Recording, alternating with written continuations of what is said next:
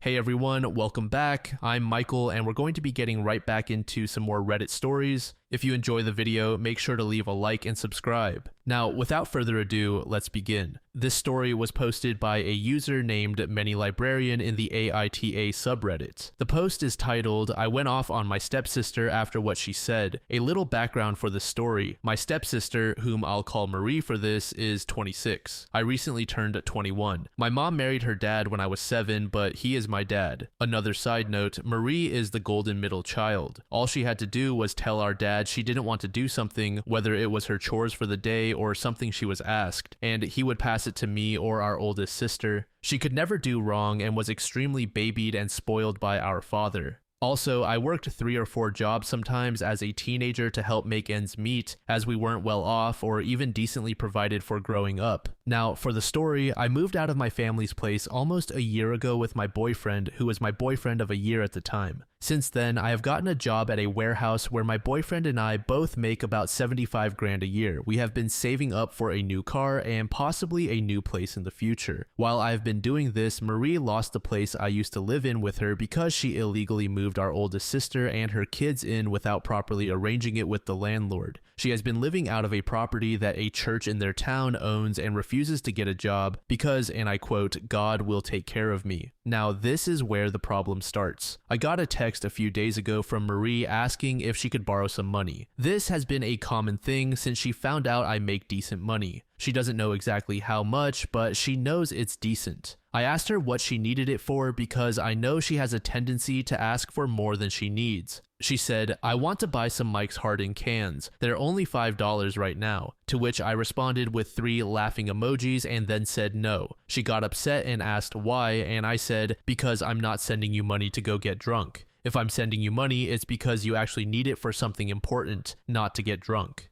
This set her off more. She went on and on for paragraphs about how I'm inconsiderate of her situation and I'm her sister, so I should help her out. She also put in those paragraphs how 35 or 40 bucks is nothing to me. And not gonna lie, I got mad at that because in the 26 years of her life, she's never had to work for anything. But I was often working 3, sometimes 4 jobs and going to school to make ends meet in our household. So the fact that she's expecting me to send her 40 and then claim it's nothing to me. At first, I was going to ignore her because I know how I get when I get angry and I can be pretty hurtful and rude. But she kept texting me, and then she sent me a text that said, "I can't believe you won't help me out at all. You never did. All you did was go out and do God knows what, and I'm so sick of your bratty child ass behavior." This set me off. I texted her back and went off saying this: "You know what? Mom and Dad didn't want me to tell you this because they thought you'd think less of them, but it was me who bought your shampoo, conditioner, razors, body wash, etc. I'm the reason we suddenly had groceries in the fridge when it was bare just hours before. I'm the reason the car got fixed so many times. And you want to know how? Because I was working 3, sometimes 4 jobs to keep our house running, all while going to school and keeping up with all my high school sports too. So yeah, I was always gone or sleeping because I was exhausted every day for years. Also, I'm not sending you the money because God doesn't condone drinking. My boyfriend says I'm not wrong for going off because she needed a wake-up call. My older sister agrees she needed to hear it, but thinks I could have gone about it better. But some other family members, some aunts, uncles, and cousins she's told,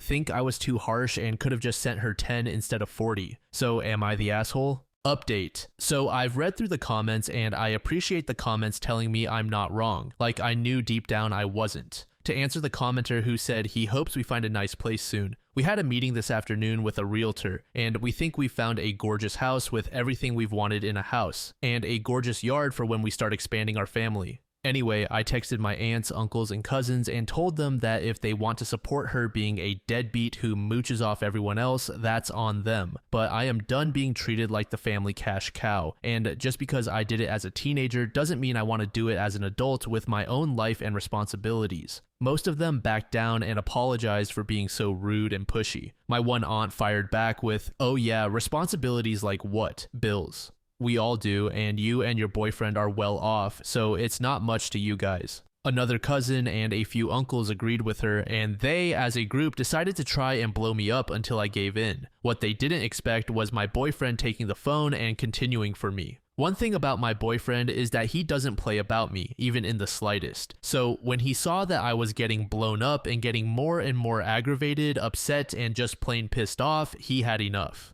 He took my phone and created a group chat with all the family members still causing issues and sent the following message. Okay, hi, I'm her boyfriend here because she is so upset, distraught, and hurt. And that's something I don't tolerate, so enough is enough. You guys didn't have to do a fraction of what she has had to do to make sure that she and her family survived. Which, by the way, where were you guys when they needed food or hygiene products or just any basic need? Oh, right, you didn't help. She did something she shouldn't have had to do, but did because she wanted to help her family survive. She was working 3, sometimes 4 jobs while going to school and doing 4 sports throughout the school year. She spent the prime of her teenage years being a secondhand parent and adult. And do you think she got to see any of that money from those jobs? No, she used those checks to pay for the things they needed. She is a grown adult now, making her own money, and if she doesn't want to give away the money she works hard for to further spoil the human equivalent of a participation trophy, she doesn't have to. And she sure as hell doesn't have to explain to anyone the reason she said no. They didn't respond before my boyfriend blocked them on my phone and said, "You can unblock them if you'd like, but I really rather you don't. They cause you too much pain, and I hate seeing you so upset like this."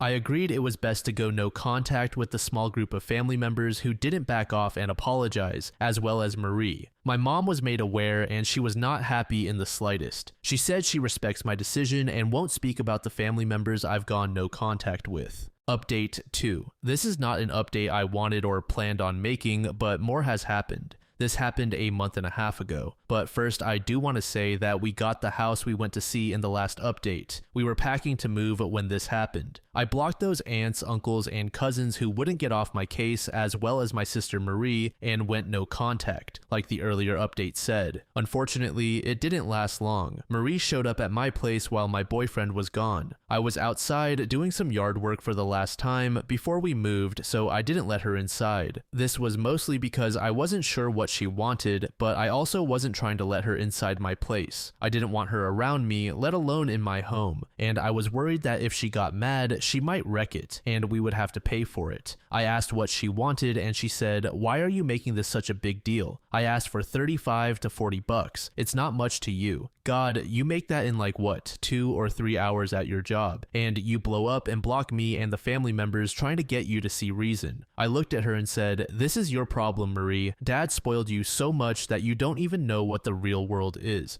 God, you're so self-involved, it's suffocating because you just have to suck the air out of every room you walk into. You think that 2 or 3 hours isn't a lot. Well, you're right. One thing that's not a long time is the amount of time it takes to earn that money. However, it's a lot of work in just 1 hour, and I work 10 hours a day and often work overtime. I have bills and responsibilities, something you don't know anything about. I have a life and things I want to do with it, and being a personal ATM for you is not on my bucket list. I've done my fair share for you." Marie responded with a scoff and said, "You're selfish and heartless for turning your cheek when your sister needs help." Then it was my turn to scoff, and I said, "Help? Yeah, maybe some AA meetings and rehab. But you wanting to get drunk so you can forget that you're 26, unemployed, live in a property your church owns, and are going nowhere in life, just stuck in the same life, is not needing help. It's you being a lazy person who thinks a higher power is going to fix everything if you just pray hard enough." My sister got mad and lunged at me. At first, I wasn't trying to hit her back, mostly because I wasn't trying to fight her, but also because I know she can't fight and I know how to fight. Instead, at first, I was trying to get her off me, but she landed a punch to my jaw and I fought back. My boyfriend pulled in about 5 minutes after the fight started and immediately dragged my sister off me. He checked on me first, making sure I was okay. I had a busted lip and some minor scrapes and bumps. My sister was bleeding from her nose and mouth, and she had some bruises already forming. The cops were called by a neighbor who saw the fight. Luckily, the cameras at our place, which were facing the outside where we were, caught everything, even the part of me trying to get her off me without hurting her. The cops determined I acted in self-defense because I didn't hit her until she hit me in the jaw, after she had already hit me 3 times before she hit me in the jaw. The real decision came when the cop turned to me and asked if I wanted to press charges against Marie. I looked at my boyfriend, then at the cop, and finally at my sister. I knew she needed to finally face consequences for her actions, but at the same time, she was my sister at one point. I cared about her like she was my sister, and everything I had done as a teenager for her came rushing back. All of it I did for her because I wanted us to be okay. My boyfriend could tell I was conflicted and pulled me aside to ask what was holding me back. I told him I knew she needed to face her consequences, but it was hard to say, yeah, charge my sister and put her in jail. My boyfriend said he knows she's my sister, but what she did was wrong and she needs to face it. We went back and forth with me overthinking and him calming me down. Once I did calm down, I went back to the cop and looked at him with a straight face and said, I want to press charges. It's about time she learned her actions have consequences. The cop said it was likely not going to be a long sentence if any jail time was even given, but she would at least get probation for a few years and a ton of community service hours. But it wasn't about the jail time for me, it was about finally making my sister pay for something she did. She did spend 2 weeks in jail waiting for her court hearing and then got probation and community service hours, just as the police officer had said. None of the family members who were asking me to give her the money anyway have gotten hold of me, as they can't, and I don't care if they're mad. Like I mentioned earlier, my boyfriend and I did get the house we spoke with the realtor about, and we have moved in and started settling in. We love this house. It's exactly what we wanted, and we are so happy. We have decided to wait for a bit on expanding the family, just to enjoy our new home together for a bit, which I honestly didn't mind at all. We have spent a lot of time buying furniture for our backyard, decorating our house, and making it ours. We added 2 sibling Pitsky puppies, Calypso and Rocky, to the family, who also love our fenced-in backyard and cuddling in our laps or chasing our friends around the bonfire in the backyard. I no longer feel the heavy weight of Marie and all the drama anymore, and best of all, my sister and the no-contact family members don't know about this new place. No Cockroach said, your aunts, uncles, and cousins can chip in and send her $10.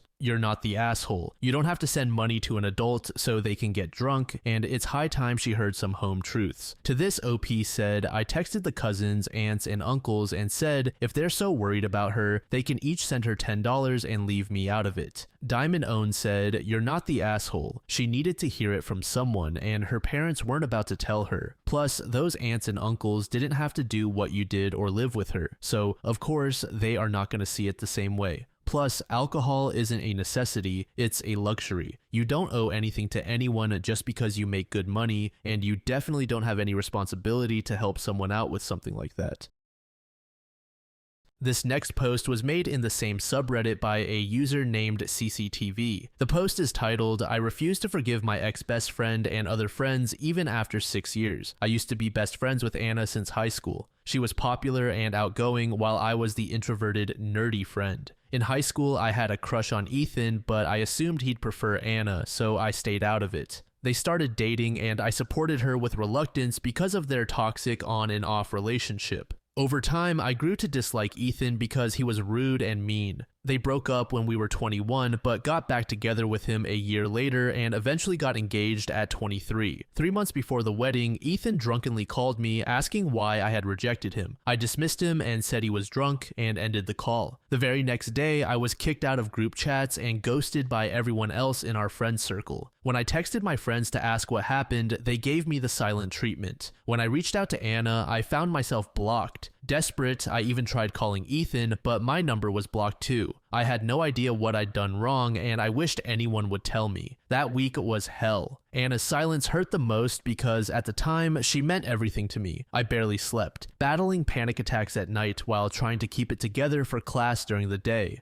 If not for my supportive roommates who helped me through my panic attacks, I don't know how I would have made it through. Anna and I attended the same local university but took different courses. I waited for her outside her class. When she came out with her friends, I pulled her aside and asked what was going on. She accused me of being a fake friend who tried to steal Ethan. I denied her accusation and asked for proof, but she went silent and left. They didn't unfriend me on Facebook, but kept posting about their hangouts and the bridal shower, along with indirect jabs at me. I eventually deleted my old account and changed my number. I slowly rebuilt my self-esteem and moved on. I recently created a new Facebook account. A few days ago, I was added to a group chat for our upcoming reunion, which I had no idea about. They greeted me calling me class president, as if they hadn't shunned me 6 years ago. I left the group, but they started messaging me. Anna kept calling, so I finally picked up out of annoyance. She told me that she was sorry for everything and wished for me to come to the class reunion party. The party didn't seem to be complete without the class president every year. She told me that she divorced Ethan after 2 years of marriage. She tried to reach out to me, but couldn't find any of my social media or contact information after we graduated. I asked her why she was telling me all this when she was no longer important to me. She cried. I ended the call and continued ignoring their messages on Messenger. My family says forgiveness is for my own peace and that it doesn't mean forgetting, but I don't feel anything anymore, only indifference. I don't owe them anything to ease their guilt. So am I the asshole?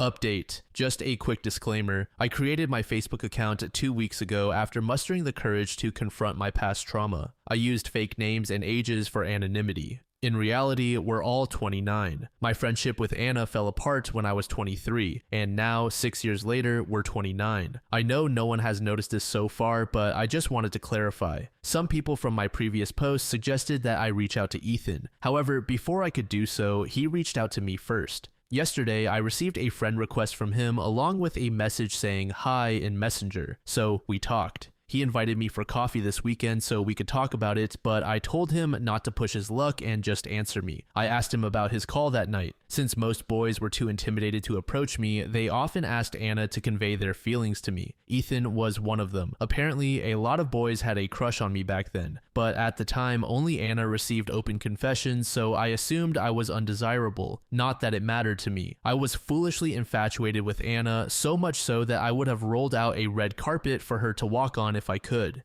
She was my entire world back then. Not once did I ever hear about any boys in high school liking me from Anna. Apparently, Anna would always come back to them with her apologetic face, telling them that I had rejected them and repeating the insults I had supposedly said about them. No wonder some people back in high school called me arrogant and disliked me for some reason. I just thought it was because I was a strict class president and student committee member. Unlike Anna, who was friendly and charming, I was strict, sharp-tongued, and rarely smiled. I don't owe anyone a smile. Ethan explained that he was mean to me back then because Anna told him I had said he was an orphan abandoned by his parents. This was a particularly sensitive topic for him, as he had been raised by his grandparents since childhood. He later discovered the truth when Anna inadvertently admitted it during an argument. That moment led him to file for divorce. Ethan shared that he genuinely did love Anna, but her constant insecurity and habit of bringing up my name in every argument strained their relationship. She either accused Ethan of still thinking about me or compared him to me. Anna did find out about Ethan's drunken call that very same night. They had an argument and Ethan came close to calling off the wedding, but Anna guilt-tripped him into staying. Neither Ethan nor Anna lied or twisted the story. Anna simply told our entire friend group to stop talking to me. They knew I hadn't done anything wrong, but somehow it was still my fault that Ethan had unresolved feelings towards me. I was an introvert and most of my friends back then were hers. It wasn't surprising that they followed her lead when she turned against me. They were always her friends, not mine.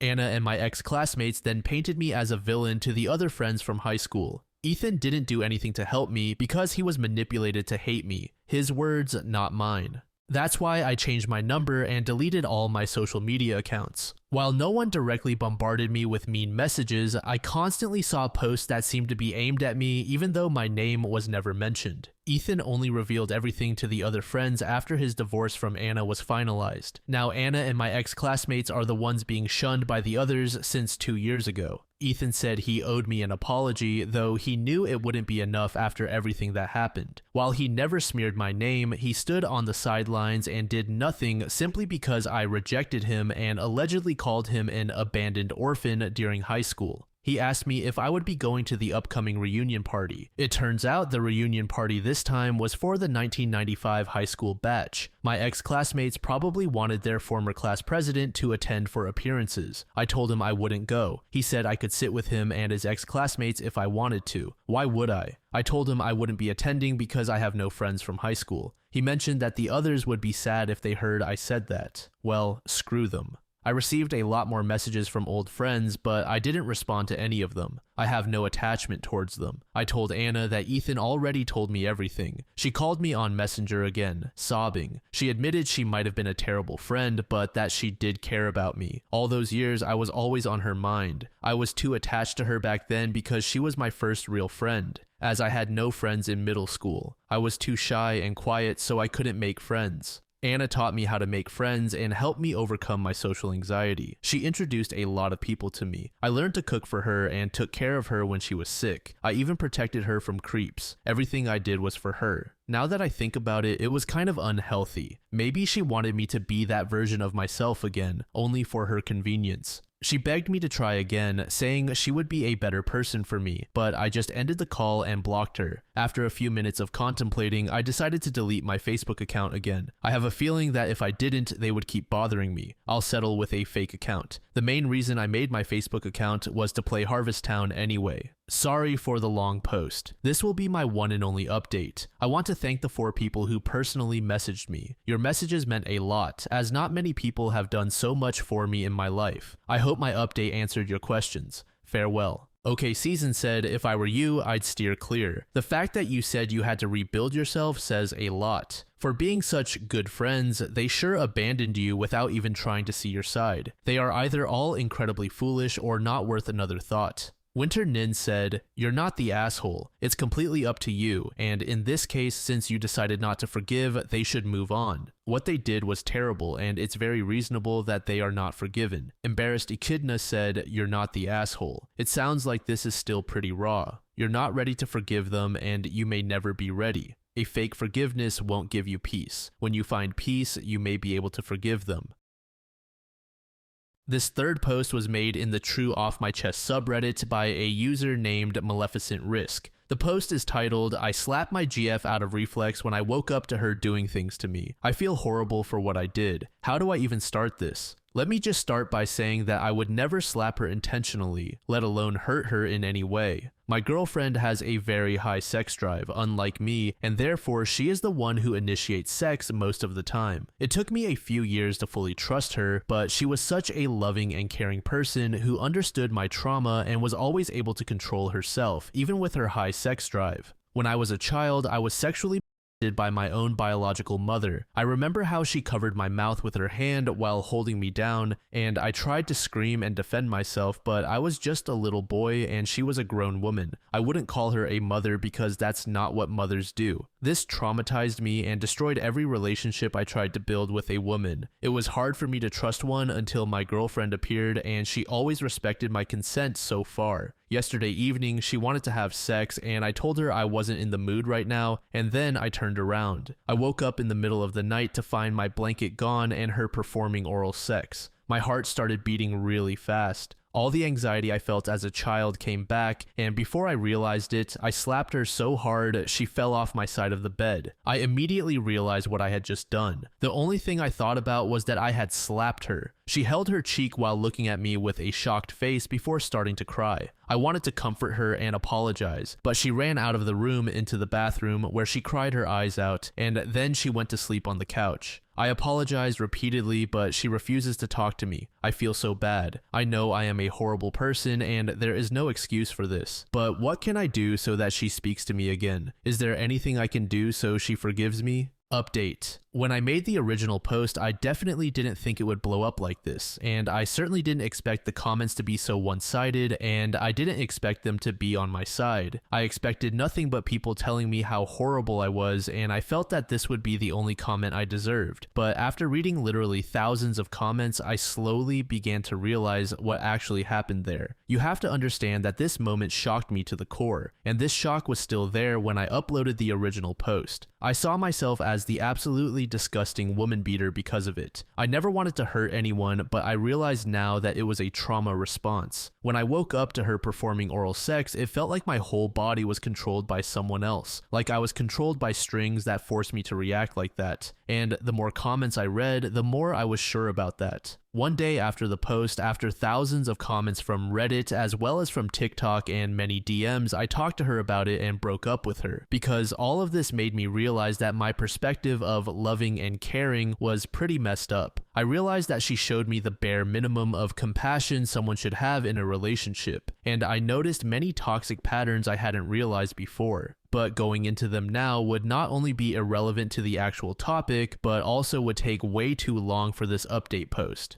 By the way, she refused to apologize to me and demanded an apology from me. Besides my now ex-girlfriend, I only had one friend. I don't have an actual mother or a father. I don't have grandparents or siblings, just this one friend. So I really lack healthy bonds in my life. Breaking up with her was a hard thing to do, but it was necessary. She currently stays with her mom, who also called me yesterday to ask why I broke up with her, and I saw no reason to lie, so I just told her everything. She was quiet on the phone for a while and then just told me her daughter's ex-boyfriend broke up with her for a similar reason. She said it wasn't the same situation, but a similar one, and then she apologized. She didn't go into details, but if I'm interpreting it correctly, my ex seems to have a thing for traumatized men. But again, there is no evidence to support that claim. That's just how I would interpret this conversation with her mom. So what am I going to do now? Well, I'm going to therapy, and I probably won't enter a new relationship anytime soon. I focus on myself and I have to heal. No, I won't press charges because that would mean that I would have to deal with it in a negative way and put energy into it that I just don't have. I hope you can understand that. Her mom is probably going to punish her anyway, and losing the respect of a person you love dearly, I can imagine that's worse than what she would get as a punishment from the court.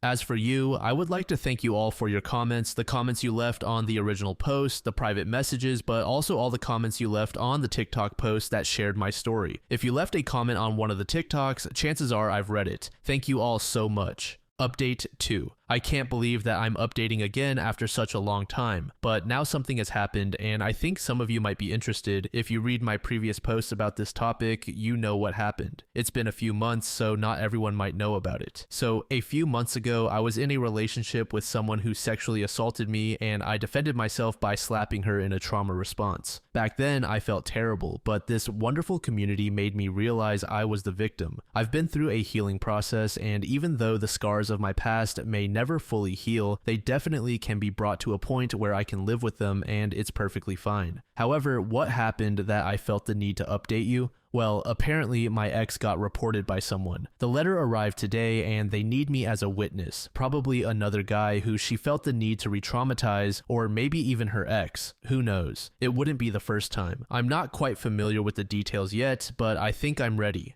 A few months ago, the wounds were fresh and I had to put myself first. This is why I refused to report her myself. I explained back then that if I reported her, then I would have been forced to deal with this again in a negative way and put energy into it that I just don't have. Final update. The last time I updated was a year ago. It's probably time to tell you what happened. Quick summary. The last time I was called to court as a witness when a man, assuming one of her exes, accused her of the same thing. I shared my story and she was found guilty. It turned out that besides me, there was another guy who was also called as a witness, and our stories had so much in common that you wouldn't believe it. Interestingly enough, her mother wasn't even trying to defend her daughter. She just apologized to me again in person when we left the building. If you're thinking my ex got the deserved punishment, well, I don't know about that. You decide for yourself if you think it's enough. She wasn't sent to jail, just given 6 months of community service. But if I'm honest with you, I'm fine with that. It was never about whether her punishment was great enough. It was never about revenge or anything. It was simply about the satisfaction that she's not getting away with it. And with that, this chapter is now closed for good. I thought I should probably let you know.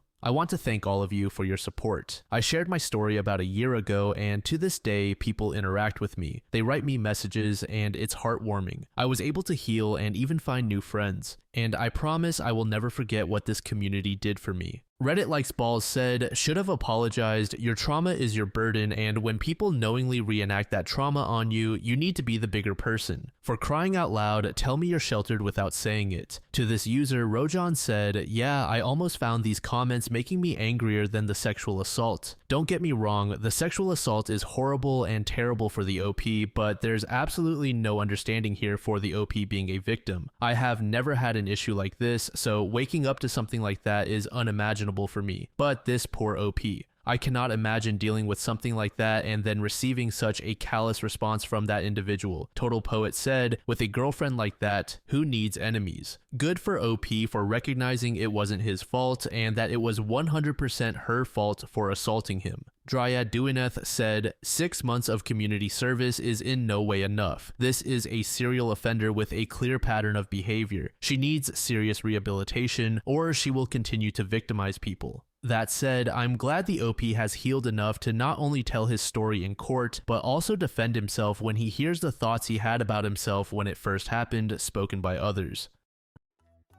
Thank you so much for making it to the end of the video, and thank you also to partner of the channel, Gamersubs. Use code DLAM to support the channel and get 10% off of your purchase, link in the description. I'm sure many of you like me have a hankering for daily caffeine, so go check them out. Lately, I've been a big fan of Titty Milk and Acid Rain, but they've got dozens of other flavors for y'all to try out. Anyway, thanks again for reaching the end, and I hope you all have an amazing passage of the next 24 hours.